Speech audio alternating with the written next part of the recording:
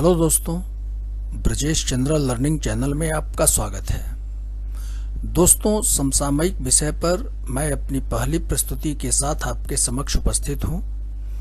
प्रस्तुत वीडियो में हम लोग समान नागरिक संहिता अर्थात यूनिफॉर्म सिविल कोड, इस संबंध में चर्चा करेंगे। दोस्तों, प्रतियोगिता परीक्षाओं के दृष्टिकोण से यह एक ज्वलंत विषय है और बहुत अधिक संभावना है कि इस पर परीक्षाओं में प्रश्न पूछे जाएं। तो आइए इस तथ्य को समझने का प्रयास करते हैं। सबसे पहले समान नागरिक संहिता विवाद की उत्पत्ति कैसे हुई, इसे देखें।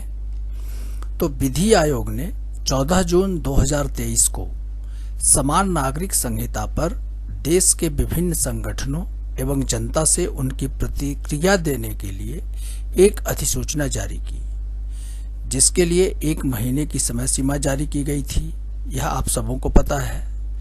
वर्तमान में विधि आयोग को राय भेजने की तिथि 28 जुलाई 2023 तक बढ़ा दिया गया है। विधि आयोग की उपरोक्त अधिसूचना के साथ ही एक विवाद की शुरुआत हो गई है। विपक्षी दलों के साथ साथ देश के कई धार्मिक संगठनों, विशेषकर मुस्लिम संगठनों ने इसके विरोध में स्वर बुलंद करना प्रारंभ कर दिया है। तो आइए इस विवाद की पृष्ठभूमि को समझें। तो सबसे पहले हम लोग यह देखेंगे कि समान नागरिक संहिता यूनिफॉर्म सिविल कोड क्या है। तो दोस्तों, इस समाज में जो विवाद उत्पन्न होते हैं, तो उन मामलों को, उन केसेस को हम 2 वर्गों में बांट सकते हैं। पहला आपराधिक केस अर्थात क्रिमिनल केसेस, और दूसरा दीवानी मामले अर्थात सिविल केसेस।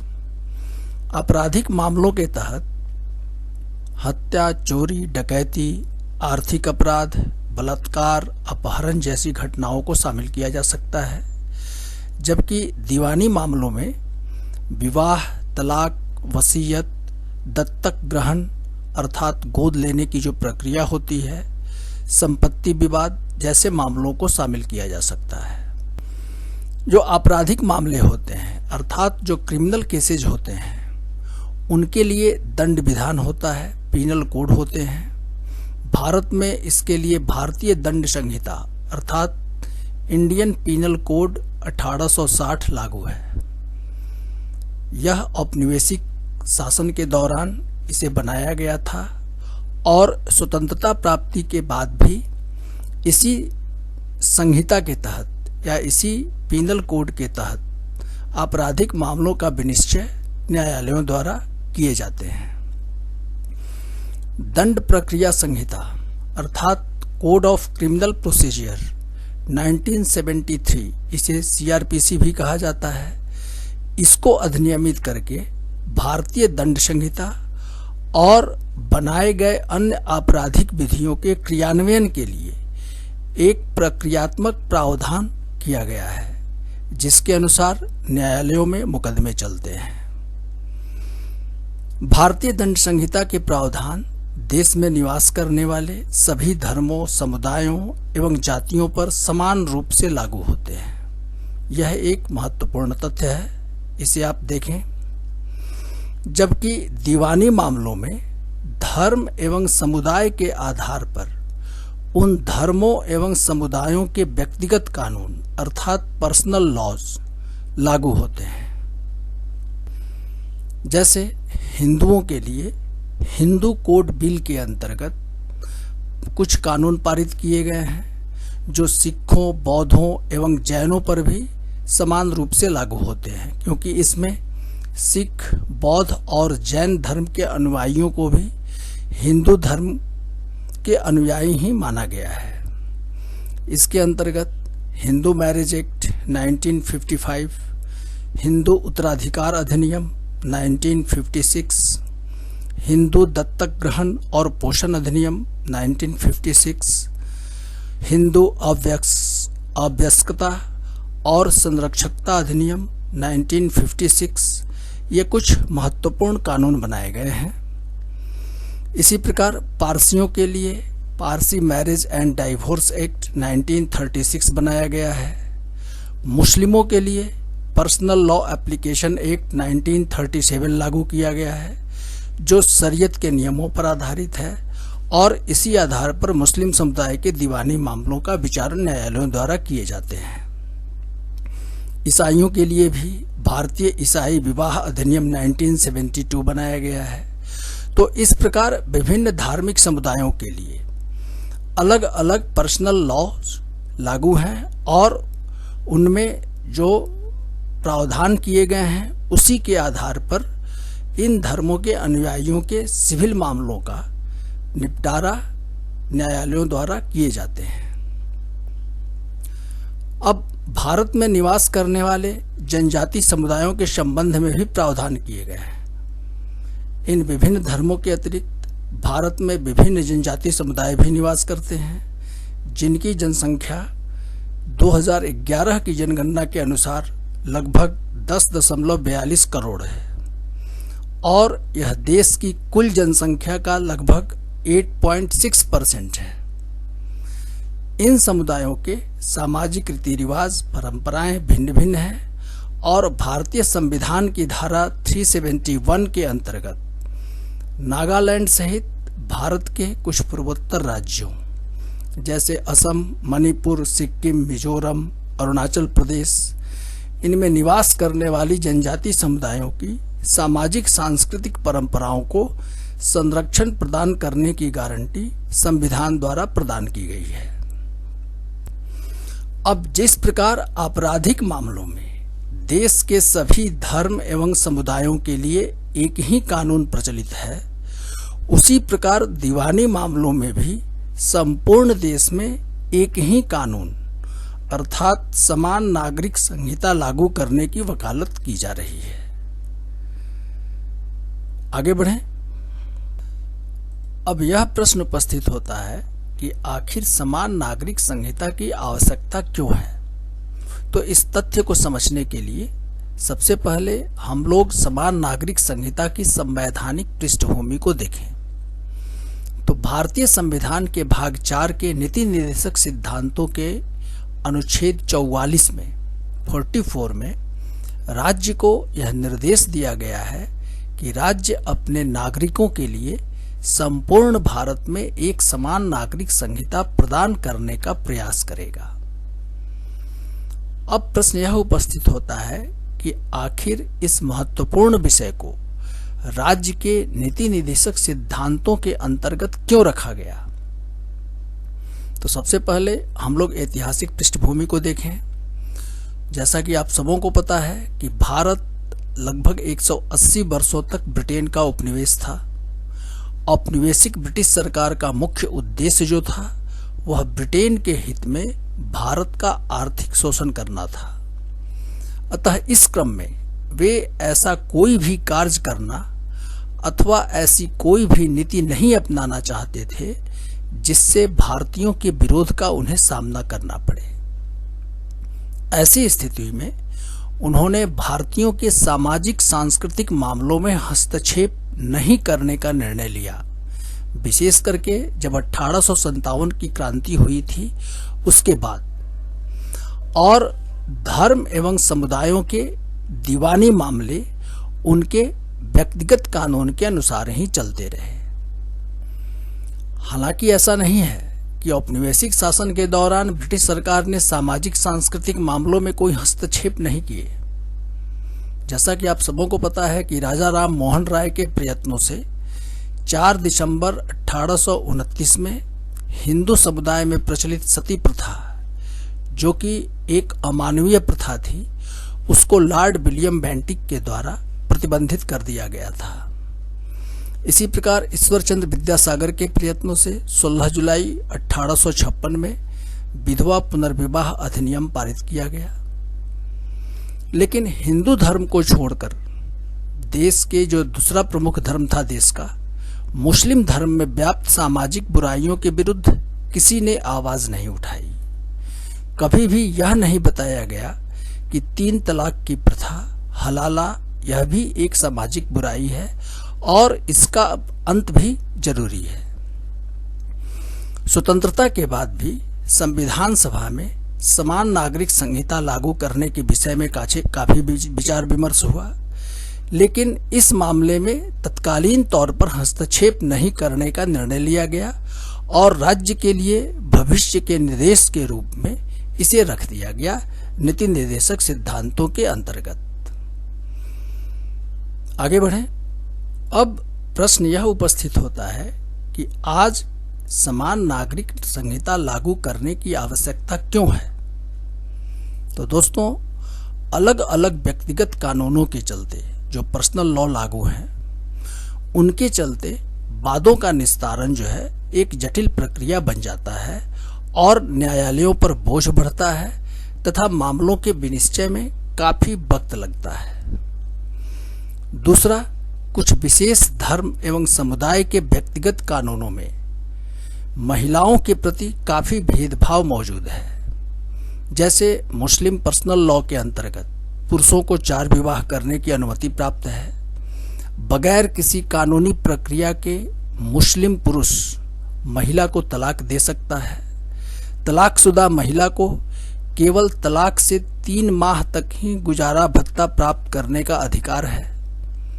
हालांकि सरकार ने, जैसा कि आपको पता है, कि मुस्लिम महिला विवाहों पर अधिकारों का संरक्षण अधिनियम 2019 पारित किया है और इसके माध्यम से जो 3 तलाक की प्रथा है उस पर रोक लगा दी गई है। इस तथ्य से आप सभी लोग परिचित हैं।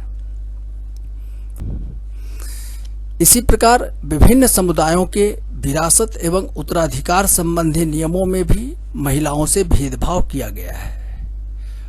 मेघालय की गारो एवं खासी जनजाति जो है, उनका समाज मातृसत्तात्मक है, यह एक महत्वपूर्ण तथ्य है। और इनके समाज में, गारो एवं खासी जनजाति के समाज में, केवल छोटी बेटी को पैतृक संपत्ति प्राप्त होती है।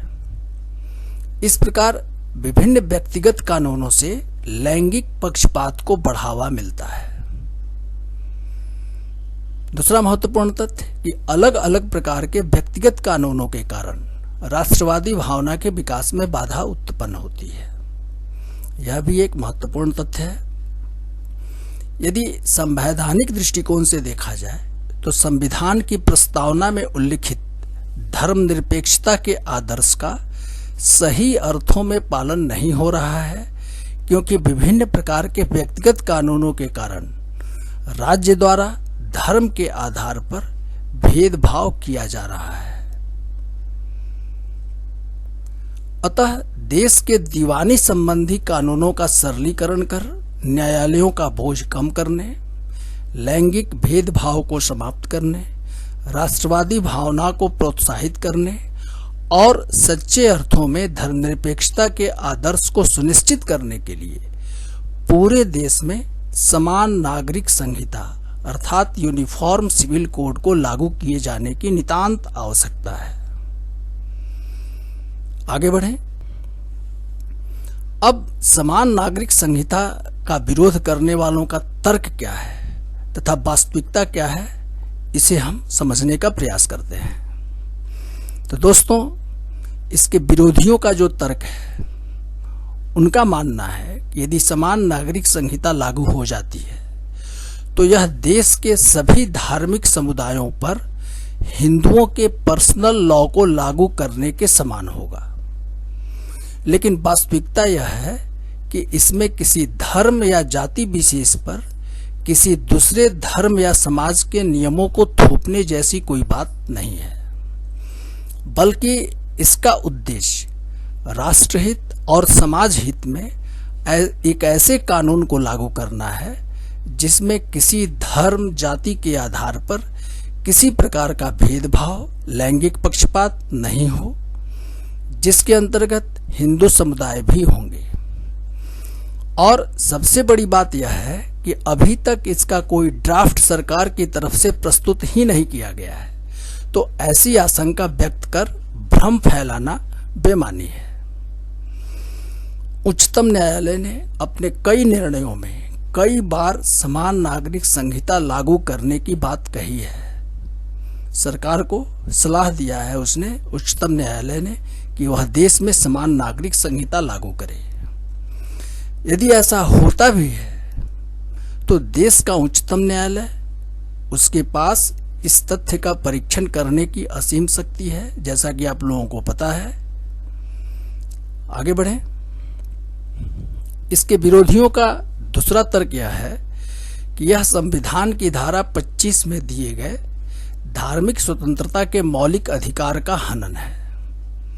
वास्तविकता यह है कि इसमें कहीं भी धर्म परिवर्तन की बात है ही नहीं, बल्कि इसमें प्रत्येक धर्म के अनुयायियों के सामाजिक जीवन के संस्कारों जैसे विवाह, तलाक, उपनयन, उत्तराधिकार या विरासत के संबंध में उत्पन्न हुए विवादों के निपटारे के लिए एक समान संहिता बनाने का विचार अंतर्निहित है, जो सभी नागरिकों के लिए समान रूप से लागू हो। इसके विरोधियों का एक अन्य प्रमुख तर्क यह है कि इससे संविधान के अनुच्छेद 14 के अंतर्गत जो समानता का मौलिक अधिकार प्रदान किया गया है उसका हनन होगा। इस तर्क का विश्लेषण करने से, जैसा कि आपको पता है कि संविधान के अनुच्छेद 14 में 2 तथ्यों की विवेचना की गई है। पहला, विधि के समक्ष समानता, और दूसरा, विधियों का समान संरक्षण। विधि के समक्ष समानता का अभिप्राय यह है कि कोई भी व्यक्ति, चाहे उसकी पंक्ति अर्थात उसकी श्रेणी या प्रतिष्ठा कुछ भी हो, सामान्य विधि के अधीन है और वह सामान्य न्यायालयों के अधिकार क्षेत्र के अंतर्गत आता है, अर्थात सभी लोगों के लिए एक समान विधि लागू होगी। दूसरा, जो विधियों का समान संरक्षण अभिव्यक्ति है, इसका अभिप्राय है कि समान लोगों में समान विधि लागू होगी तथा इसे समान रूप से प्रशासित किया जाएगा। इसका अर्थ यह है कि राज्य व्यक्तियों या समूहों के बीच विभेद अर्थात अंतर कर सकता है, लेकिन इस अभिव्यक्ति में विधियों का समान संरक्षण, इस अभिव्यक्ति में कहीं भी इस तथ्य की विवेचना नहीं की गई है कि राज्य धर्म के आधार पर कोई विभेद करेगा।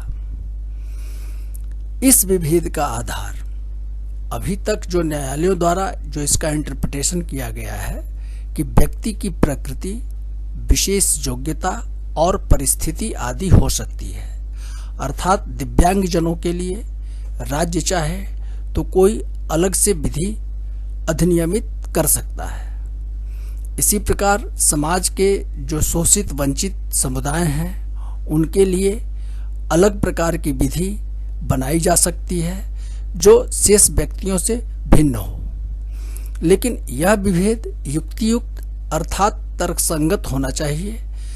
तो इस प्रकार इसमें धर्म के आधार पर विभेद करने का कोई प्रावधान नहीं है।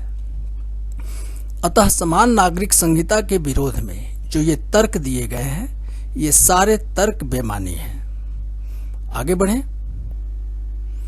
हकीकत यह है कि यदि समान नागरिक संहिता लागू हो जाती है तो कुछ राजनीतिक दलों की तुष्टीकरण की नीति का खेल खराब हो जाएगा और उनका वोट बैंक उनसे छिन जाएगा। कई मुस्लिम संगठनों के अस्तित्व पर ही खतरा आ जाएगा जिनका अस्तित्व ही ऐसे विवादों पर टिका है। जैसा कि आपको पता है कि भारत का ही एक प्रांत है गोवा, वहां समान नागरिक संहिता लागू है क्योंकि पुर्तगाली शासन में वहां इसे लागू कर दिया गया था और इसके भारत में शामिल होने के बाद भी इसे जारी रखा गया। लेकिन वहां तो जैसी आशंका व्यक्त की जा रही है ऐसा कुछ नहीं है।